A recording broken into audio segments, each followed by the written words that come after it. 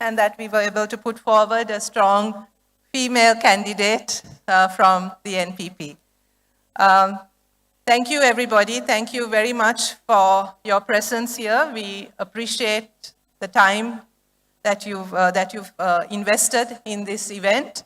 We know that all of you are very busy people. This is a hard time for many of you here, for most of you here, as it is for the majority of people in this country. So we really appreciate your presence here, and we also would like to acknowledge the interest you're showing in the Jatika Jana Balawegaya, in the NPP, and we will try our best to accommodate all your questions and to respond to any concerns that you have, and use this opportunity to for you so that we can really present our economic plan and our policy to you.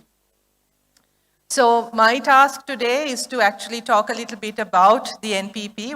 Even while I was sitting here, there were many people who asked me this question, and I get asked this question quite a lot.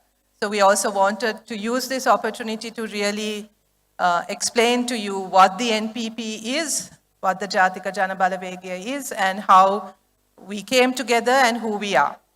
So the NPP is a coalition. It's a coalition of over 28 organizations. We were established in 2019.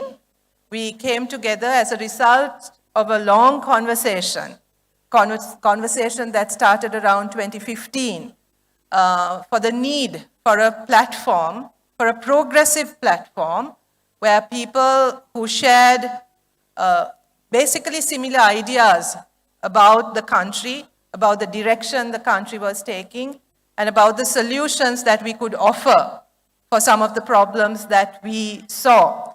An analysis and understanding of the problems as well as solutions. And this was a conversation that started sometime in 2015. And gradually we felt the need to come together as a political platform. One of the things that we discussed was also the need for a grassroots-led political movement. This was one of the things that we talked quite extensively about. And I will talk about that a little later and explain why exactly we focused on building the NPP, the Jatika Jana Balawegaya, as a grassroots-led movement. And as a result of these extensive conversations and dialogues between different organizations and movements, we formally launched the NPP in 2019. Somewhere in March or April of 2019.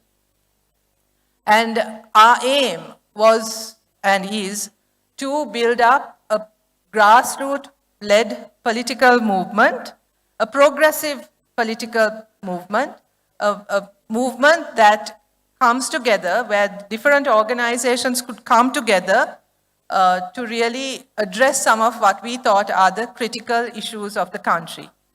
So in that sense, our aim is to address some of the critical issues in the political culture of the country. We work towards establishing a non-corrupt, transparent, and accountable political culture. We also want to strengthen economic democracy. And what we mean by economic democracy is that we found that the levels of participation in the economy are somewhat unequal, that not everybody gets to participate in the economy equally or to benefit from the economy equally, that there are huge inequalities when it comes to regional disparities, to disparities in terms of socioeconomic class, various factors. And so that the inequality in our country was growing. Despite the economy also growing, the inequalities in the economy were also growing. And we saw this as potentially a very critical political issue as well. So by economic democracy, what we basically mean is that we want to broaden the participation in the economy as well as to ensure a fairer distribution of economic benefits based on the participation in the economy. We also stand for strong social protection. That is, we think that, especially for a country like Sri Lanka, strengthening and protecting our human capital is one of the key things that we need to do, because it's also an area, key investment in terms of making our economy stronger, making our country stronger, and making sure that the economy actually works for people.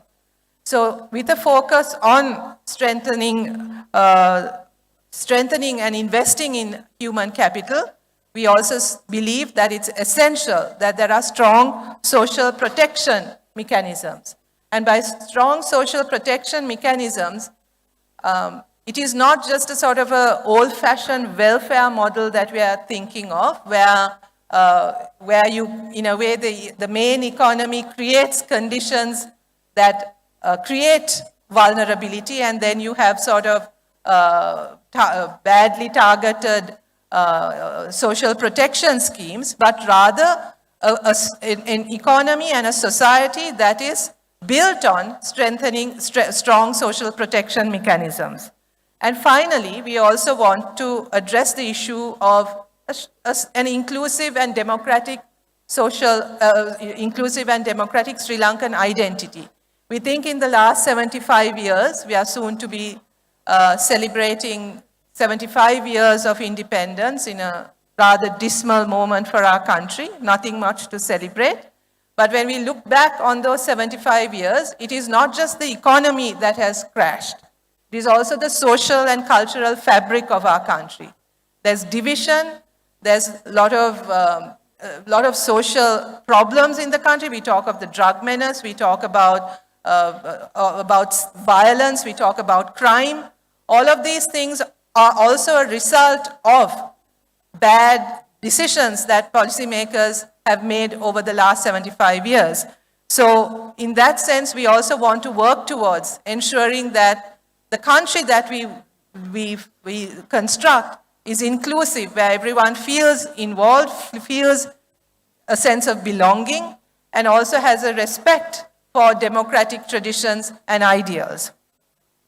So as I mentioned right at the beginning, the NPP is primarily, we wanted to build a grassroots political movement, because we felt that, as Rai also talked about in her introduction, that the main issue with the crisis right now is also a crisis in our political culture, where there's a huge dependency on political authorities for addressing anything. For any problem, there's a huge dependency that's created on the political class. And we see that as a negative factor, because we think that this dependency is actually what is at the root of corruption as well, right? So instead of this sort of dependent and highly corrupt political culture, we feel that rather what we need is a strong and mobilized citizenry, a citizenry who can collaborate or who can address the political authority on equal terms, right? And a relationship between the political authorities and the citizen, which is based on respect and a more democratic engagement, rather than one that is based primarily on patronage and violence. So this focus on changing the political culture, which is one of our key aims, and one of which is primarily around the issue of corruption. But we don't mean just by corruption, what we mean is not just about financial corruption. It's not just about the commissions that we put into that go into people's pockets. It's also about the corruption that has distorted the policy-making process, where decisions are made based on commissions, based on how much you make out of a project, rather than what is good for the country, what is good for the citizens.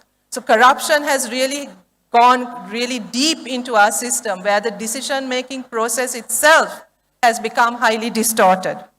So finally, I'll say something very brief about the structure of the NPP. The NPP has a steering committee which consists of two representatives from each of the organizations that and movements that are part of the movement, part of the alliance. So many of you often ask, is the NPP the same as the JVP? We're not. The JVP is also one of the members of the alliance, and they have the equal representation and equal voice in our steering committee. We have an executive council, a national executive council. We also have district level executive councils. And then we have local NPP councils, which we set up over the last 1 year at each electoral division, like at Kottasa Sabha. So at each Kottasa, in each Kottasa electoral division, we have a NPP People's Council as well. මම ඉතාමත්ම කෙටියෙන් සිංහලෙන් වචන කීපයක් කියන්නම්. අපි 2019 ආරම්භ වුණේ ජාතික ජනබලවේගය හැටියට ප්‍රගතිශීලී දේශපාලන ව්‍යාපාරයක අවශ්‍යතාවයක් අපිට දැනුන නිසා තමයි අපි මේ විදියට සංවිධානය වුණේ. දැන් වෙනකොට අපේ ජාතික ජනබලවේගය තුල සංවිධාන 28ක විතර එකමුතුවක් අපි පෙනී හිටින්නේ අදූෂිත විනිවිදභාවය සහ වගවන දේශපාලන සංස්කෘතිය වෙනුවෙනුත් ආර්ථික ප්‍රජාතන්ත්‍රවාදය ශක්තිමත් වන ආර්ථිකයක් වෙනුවෙන් ශක්තිමත් සමාජ ආරක්ෂණයක් සඳහා සහ ප්‍රජාතන්ත්‍රවාදී විනිවිදභාවය විවිධත්වය ගරු කරන ශ්‍රී ලාංකීය අනන්‍යතාවයක් වෙනුවෙන් පෙනී ඉන්න බිම් මට්ටමේ සිට පුරවැසියා ශක්තිමත් කරන දේශපාලන ව්‍යාපාරයක්. ඒ අපේ ව්‍යුහය තුල අපිට මෙහෙයුම් කමිටුවක් තියෙනවා, ජාතික මෙහෙයුම් කමිටුවක්. ඒ මෙහෙයුම් කමිටුව තුල අපේ සංවිධාන එකතුවෙන් දෙන්න ඒ කමිටුවේ ඉන්නවා. ඊට පස්සේ අපිට ජාතික විධායක සභාවක් තියෙනවා. ඒ මෙහෙයුම් කමිටුවෙන් ගන්න ප්‍රතිපත්තිමය තීරණ ක්‍රියාත්මක වෙන්නේ ඒ ජාතික විධායක සභාව තුලින්. දිස්ත්‍රික් විධායක සභා තියෙනවා, ඊළඟට අපේ කොට්ටාස සභා තියෙනවා. ඔය ව්‍යුහය හරහා තමයි අපේ ප්‍රතිපත්ති නිර්මාණය වෙන්නේ, ක්‍රියාත්මක වෙන්නේ. මම හිතන්නේ අද දවස තුල අපේ මාතෘකාව වෙන්නේ අපේ ආර්ථික වැඩපිළිවෙල ගැන. ඉතින් ඒක පිළිබඳව දැන් මම ඊළඟ අපේ ප්‍රසන්ටේෂන් එකට ඉඩ දෙමින් නැවත වතාවක් ඔබ සියලු දෙනාටම ස්තුතිවන්ත වෙනවා ඔබේ කාලය මේ සාකච්ඡාව වෙනුවෙන් වෙන් කිරීම පිළිබඳව. බොහොමත්ම ස්තුතියි. Thank you very much.